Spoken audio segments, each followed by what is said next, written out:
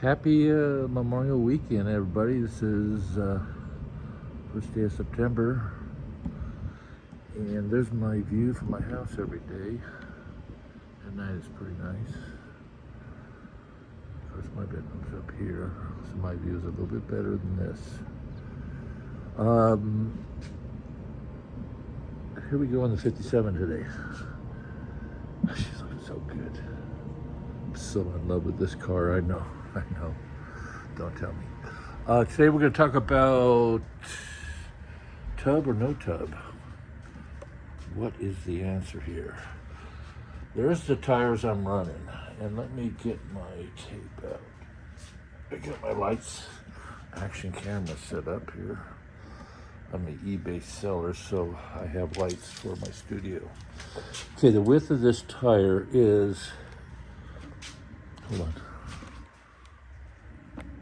It's hard to do it with.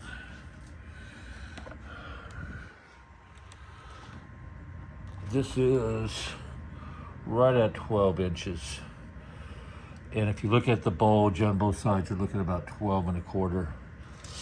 Offset. Let's look at that. Offset. Should have brought my tripod out.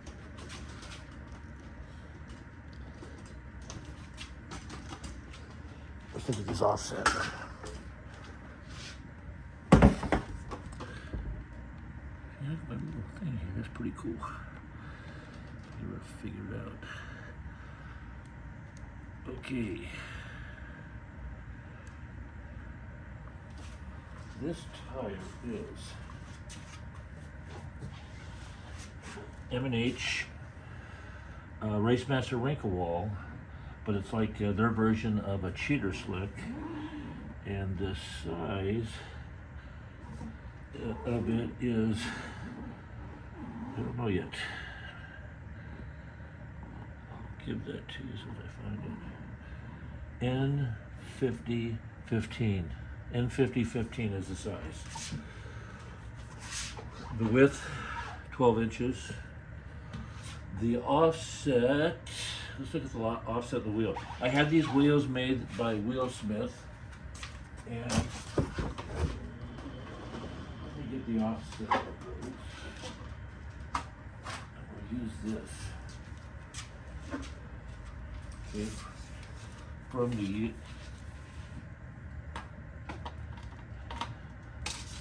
the back of the hub to that is approximately 6 inches. 6 inches. On the front, we have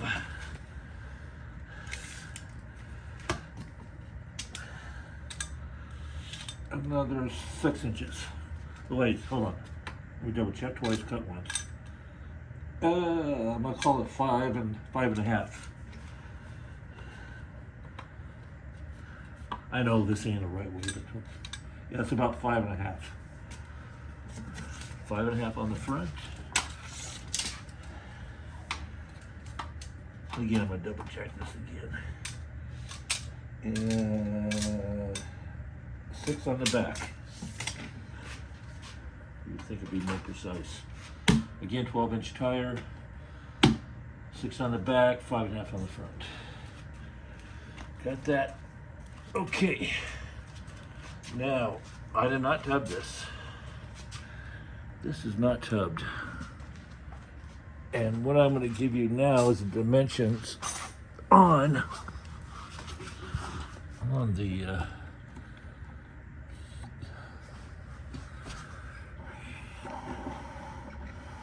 on this rear end. Okay.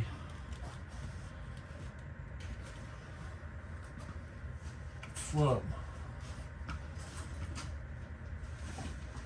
hub to hub. From the end of the drum to the axle.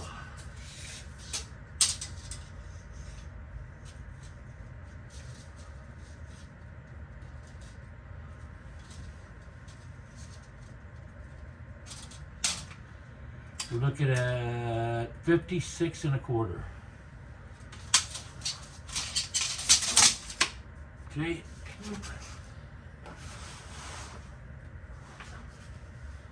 And right here, in fact, you can see the different spring perches. For what reason he left the old perch on, I couldn't tell you. Let me zoom in on that. Okay.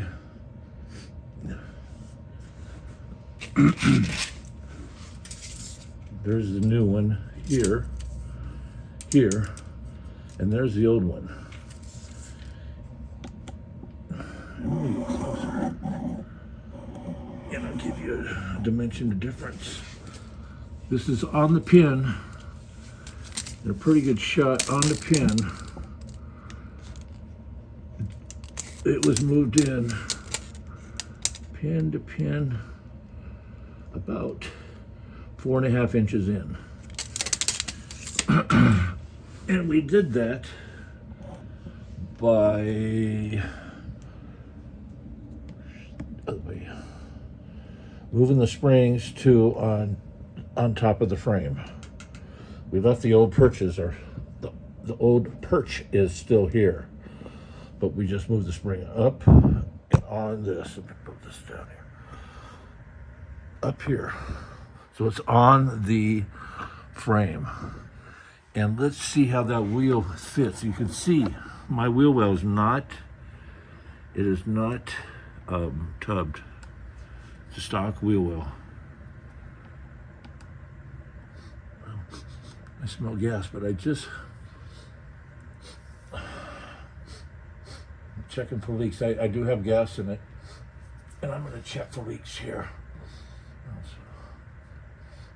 It just, I'm going to pressurize the fuel system. It's all in. Okay, what I'm going to do is I'm going to put the wheel on, and you can see my this is the stock wheel well. I did roll the fenders. We did roll and cut, not to my liking. This fender was cut here. And I used to have a huge wrinkle wall, or a huge pie cutter on this. I think it was a 1200 size tire, and we couldn't get it on. But by doing that, you know, there's about, and with the offset, I got about 15 inches. So let's put that tire on and see. Put this back so we can see that. And we'll put that tire on. I'm just going to snug up the magnets.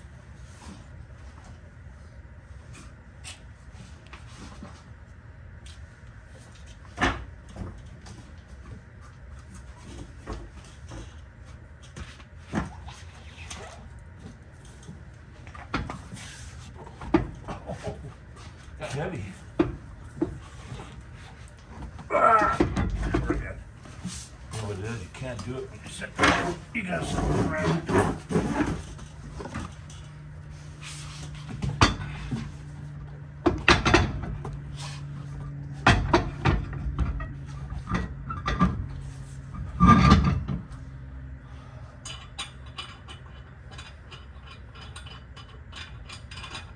We got the long, I think the 5/8 studs. So I'm ready to go.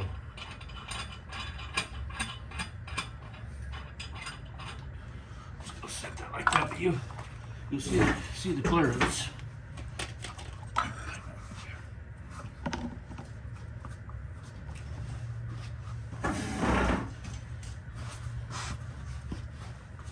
Okay. There's the room you have.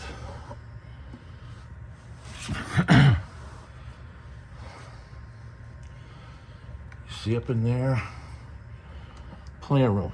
Now, of course, you got to be high enough to clear, and that still might be an issue. Right up in here.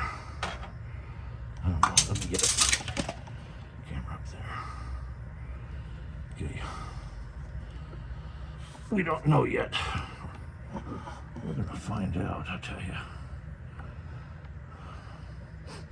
Yes. But here's where it might have a problem. It's right here. But when it's on the ground, it sets pretty high. But you know, when it's going to squat, that's what the big question is going to be. Is it going to dig into these? If so, I probably can trim them up or put air shocks. Oops, sorry. Good old air shocks. But there it is. What this gold is, it's a gold zinc. I had them just do a flat zinc, and I've said it before, the whole car, all the hardware I always did the gold zinc. This was done probably 50 years ago. Look how nice it's held up, I should say. And the backing plates were done. We're not done. I just had them done. They were on my other car. And of course, this whole thing was powder coated. This is a Curry 9-inch. Order from Curry. At the time, Curry, it was drum to drum, 411 pumpkin, and a Explorer brakes, 11.5-inch brakes. Now it's a 456 is the only change, so it's still Curry, but we're still 456 on the gears. Should be interesting. And you can see some of Sean's welding. This is Sean Parker's welding. There's my fuel tank. I told you the story in the fuel tank. It's 50 years old. That's when you take care of something, how long it lasts. It's almost like a mirror finish, but it's not. It could use some good buffing. And everything on the car is either powder coated, stainless, zinc, the gold zinc plated. You can see the motor mount right here. Let me see. Yeah, right here. You can see the motor mount hardware right there. It's held up really nice. And if I didn't use those, I used stainless steel. And it's going to last forever. So this will probably be my grandson's, my son, and then him and my grandson will do it. But we have fluids in. We got fuel in the fuel tank. We've got transmission fluid is full. Let's see what else we've got done. But there you go, there's my clearance with this 12-inch tire with the springs sitting on top of the frame. And you got the distance from the axle to axle. So all the fluids are in.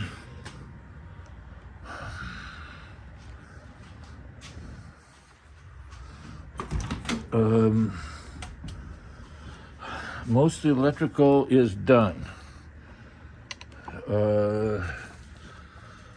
Looks wild.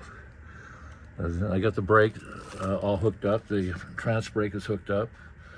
We got a new tack with a shift light on it and a memory tack. We still got Jesus hanging there.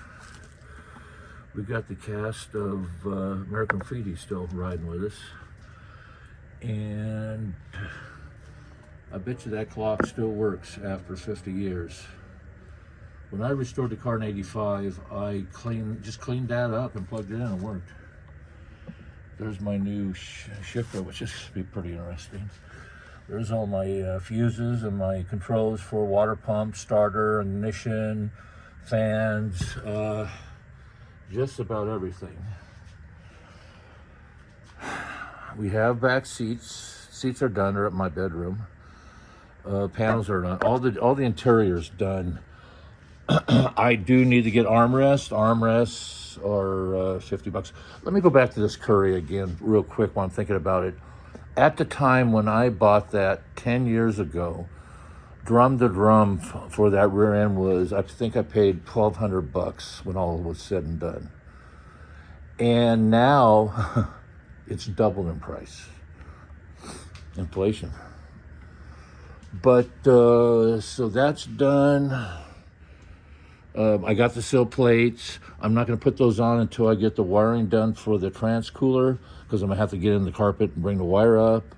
Then that'll be put in. Sean put I guess he put a voltage gauge instead of an amperage gauge. If you know Sean, you know why he did that. God, we're close. Fuel lines are done. Cooling system left to do is put the fans in, or the fans in. Sean's got the fans. And then I got the relays are hanging right there. There's a relay for the fans. And there, other way. You know? And more. There's the water pumps right there, if you can see them. There's the water pumps. More of the engine inside, the zoomies. And this side. This engine has been on the dyno. We set it up, it's pulling 700 horsepower on the dyno. Thanks to the carb shop for setting the carburetors up in Ontario. Some great guys there. Also, we're running an intercooler past the blower, because blowers like to run hot. In California, I should say. I like the fact that there's no water pump now in the front of the motor. There is a cam button on this. I didn't build the engine. A guy named Stan Wright built the engine. It's a complete studded Dart, little M, AFR heads. Everything has been ported, matched, blueprinted. Just about everything you can do to a motor. Thanks to my sponsors on the motor, which is Capistrano Cores and Metals, your dealership junk man. Also, my other sponsor is Sean Parker at Nitro Cool Ranch. He did the cooling system on this, and that's 99% done with the exception of the fans. It does need to get polished. Finances wise, I may just get this thing on the road, and I'd like to get it to track, but I got so many bugs to work out. That's going to happen. And we had a little accident pushing it in and out. We broke a headlight bezel. Those headlight bezels are 50 years old and it's broken. I'm gonna have to get a new one. If anybody wants to donate one, great. It's going right here. These were brass plated back in 1980s. Oh no, I take that back, the 70s, and they held up pretty good too. And I'll just use those, and these are just decals. You can get those from anybody. But I don't know if the bucket's broken or not. I haven't got into that yet. That would probably be one of the last things, because it's a pretty easy fix. But there's our daily updates, or our weekly updates. Like I say, transmissions, fluids in. I have a ton of batteries, and I like to keep them fresh, but my father's second antique battery. What are you doing? Like, this is my cat. Hey, hey, come here. Talk to me. What are you doing? This is Thomas. Thomas is, he's picked me to be his owner.